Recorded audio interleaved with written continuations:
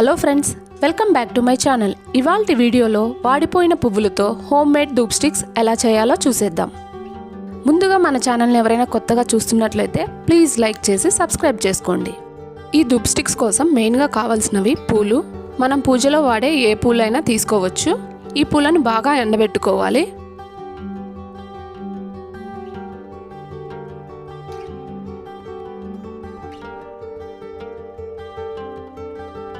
బాగా ఎండబెట్టిన మామిడాకులను కూడా తీసుకోవాలి.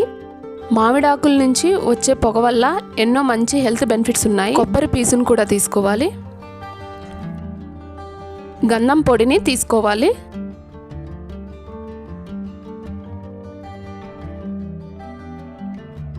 మిక్సీ జార్ తీసుకొని గంధం పొడిని వేసుకోవాలి. 2 స్పూన్ల సాంబ్రాణి,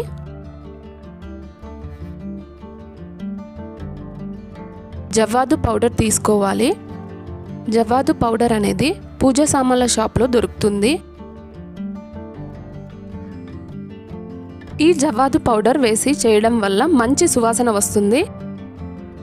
గడ్డ కర్పూరం వేసుకోవాలి.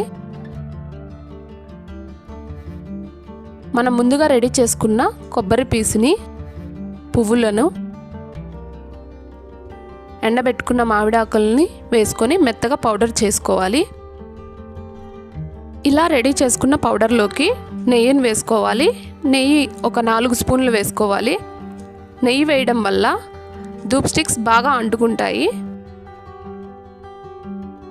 పూజకు వాడే నువ్వుల నూనె 3 స్పూన్లు వేసుకోవాలి.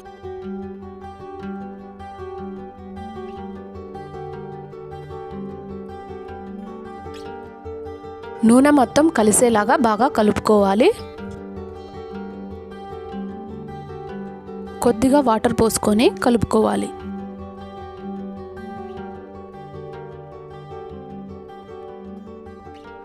ఇలా బాగా కలుపుకున్న తర్వాత లాస్ట్లో కొంచెం నూనె వేసి బాగా కలుపుకోవాలి.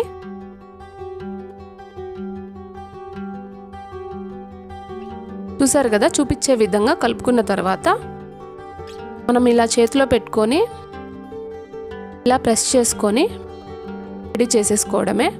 మనకి ఏ సైజ్ కావాలంటే ఆ సైజులో రెడీ చేసుకోవచ్చు.